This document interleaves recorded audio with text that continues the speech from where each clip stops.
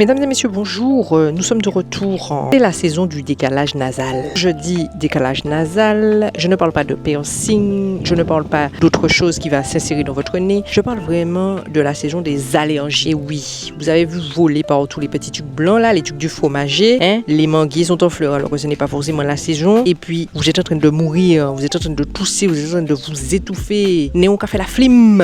C'est là que tu te dis, est-ce qu'il n'y aurait pas un petit remède naturel, quelque chose que je pourrais prendre pour me soulager? Eh bien, laisse-moi te dire que oui. Aujourd'hui, on voit 4 plantes qui vont pouvoir vous soulager par rapport à vos allergies, que ce soit de saison ou autre. Bien sûr, pas les allergies alimentaires. Pas venir me demander, je suis allergique au lait, je suis allergique au gluten. Est-ce que ces plantes-là peuvent m'aider? Non. Assez manger de gluten, assez boilette. Voilà. Bref. Donc aujourd'hui, on voit 4 plantes qui vont vous aider à supporter tout ça et à arrêter d'avoir un effluement. Bon, la première plante, normalement, vous savez de quoi je vais vous parler. Si vous êtes là depuis le début, vous savez que en général, si on parle de respiration, d'allergie, tout ça, c'est une plante qui est une mauvaise herbe, mais qui n'en est pas une. On l'a vu sur la vidéo avant les vacances. Je vous invite à aller la voir ici. On parle de la malnommée. La malnommée que j'ai ici, elle est bien grasse. On la voit. Vous voyez comment elle est bien grosse. Elle fait des grosses tiges. Et comme d'habitude, pour la reconnaître, je vous ai déjà dit, il faut que ça fasse un peu de lait quand vous la coupez. Sinon, ça, c'est de la malnommée. Vous avez vu comment elle est belle? Bien grasse, bien belle. Euphorbia aerta de son nom scientifique. En général, on la retrouve sur la plante de l'asthme. Asthma weed. Elle est bonne pour tout ce qui est les bronches inflammées, les problèmes inflammatoires au niveau de la respiration. Vous allez la retrouver, donc comme vous l'avez entendu, pour l'asthme. C'est une plante à avoir comme réflexe si vous l'avez dans le jardin ou dans vos pots ou dans vos jardinières, si vous souffrez de problématiques respiratoires, mais pas que. Ici, aujourd'hui, comme je vous ai dit, c'est pour l'asthme. Pour l'asthme, non, c'est pas pour l'asthme, c'est pour la respiration. C'est pas pour la respiration non plus, c'est bout de jeu, c'est pour les allergies. Voilà, votre nez enflammé là, ça c'est bon, ça va vous calmer les inflammations des bronches, ça va vous calmer les inflammations de votre nez et ça va vous permettre de faire redescendre la pression de la machine. Donc c'est une plante à inscrire dans votre petit carnet de plantes à avoir sous la main si demain vous avez une crise à cause des allergies ou des petits trucs de fromager là qui volent partout. On passe à la deuxième plante. Attendez, avant de passer à la deuxième plante, les gens là, ne venez pas me dire en commentaire, oui, mais on n'a pas vu la plante, on voit pas, Là, je vous ai dit, c'est sur le sujet. Si vous voulez en savoir plus sur la plante, je vous mettrai le lien juste en haut et vous pourrez aller en savoir plus, la voir plus en détail, prendre le temps avec elle, aller prendre un café si vous voulez avec elle. Mais pour le moment, ce n'est pas de ça qu'on parle là. Bref, on passe à la deuxième plante. La deuxième plante, c'est Plantago major ou le plantain. On en trouve assez facilement ici. Vous en trouvez en jardinière. Mais qu'est-ce qui m'arrive aujourd'hui? Vous en trouvez en pépinière. Vous pouvez en trouver en graines, peu importe. Ça pousse quand même pas mal bien ici. Si vous n'en avez pas, lesjardindenini.com pour retrouver en pépinière. Bref, je ferme ma parenthèse. Le plantain, on en a aussi beaucoup parlé pour les problèmes de respiration. La brume de sable là vous bat. Le plantain est votre meilleur ami. Mais pas que, c'est aussi très bon pour les problèmes d'allergie. Bon, pour ceux qui me demandent à quoi ressemble le plantain, voilà, voyez la belle feuille et puis c'est surtout reconnaissable par ça ici, les espèces de sommités fleuries dans lesquelles il y a les graines de plantain. Vous avez vu la feuille, elle se mange également d'ailleurs, c'est comestible. Non scientifique Plantago major, si je ne dis pas de bêtises, vous savez déjà, je vous mets tout ça en barre de description. Le plantain, il est bon pour limiter, apaiser les bronches irritées, apaiser les toux aussi. Vous savez, quand vous êtes sous l'allergie là, vous avez une crise d'allergie, votre toux là, elle est en mode canard enragé, donc c'est fait pour ça, c'est fait pour calmer là les irritations qui peuvent y avoir au moment où vous toussez comme un chameau des bois enragé. Voilà, donc c'est fait pour ça. Le plantain, on l'a déjà vu aussi énormément pour les problèmes de respiration, pour les problèmes de peau, pour tout autre problème même de circulation, si je ne dis pas de bêtises. C'est une plante extraordinaire, c'est une plante qui est comestible et c'est une plante qui pousse partout facile. Si vous voulez en savoir plus, je vous invite à aller voir la vidéo ici ou bien barre de description ou en tout cas faire vos recherches directement sur Google en tapant les jardins de Nini plus loin plantain.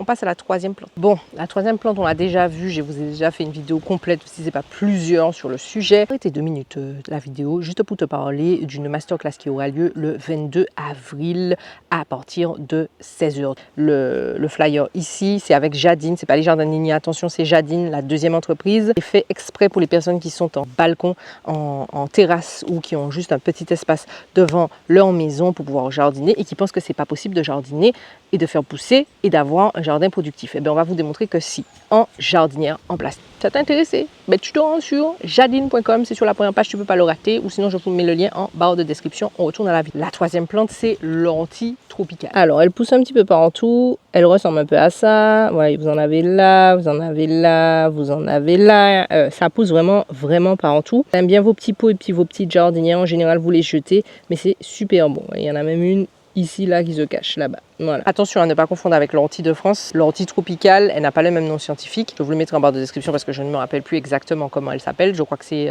Non, vous savez quoi, je ne vais pas vous dire je crois que parce que je ne sais plus. Voilà. Je vous le mettrai là. Mais l'ortie tropicale, elle a des vertus similaires à l'ortie de France. Mais si vous avez l'ortie de France, je vous conseille quand même de partir sur l'ortie de France qui, elle, est un petit peu plus concentrée. L'ortie tropicale fait le travail, pas les dit que non. Mais si vous avez le choix, prenez l'ortie de France. L'ortie tropicale, alors là, on n'est pas directement sur les bronches et la respiration. On est sur reminéralisation du corps, premièrement. Deuxièmement, ça va permettre, comme un antihistaminique naturel. Je disais avant que le vent nous batte, c'est un histaminique naturel. Donc c'est très bon pour tout ce qui est les rhumes de foin, les démangeaisons du nez là, et tout y quanti autour de ça. Les allergies aussi saisonnières, comme on en parlait, que ce soit les manguiers en fleurs, que ce soit les fromagiers qui pullulent là, les fleurs de fromager qui sont partout. L'ortie tropicale est votre meilleur ami. Donc si vous en avez dans votre jardinière, au lieu de l'arracher puis de la jeter et que vous souffrez d'allergie, utilisez-la, voilà, tout simplement. Je vous connais, je sais que là vous êtes en train de vous énerver en mode oui mais tu nous dis d'utiliser ça, tu nous dis d'utiliser ça, mais on ne sait pas comment on utilise ça, on ne sait pas comment on utilise ça. Et là je vais vous dire le nombre de fois que je vous répète les mêmes choses, je ne sais pas pourquoi jusqu'à aujourd'hui il y a encore des gens qui me demandent comment on fait pour utiliser ça.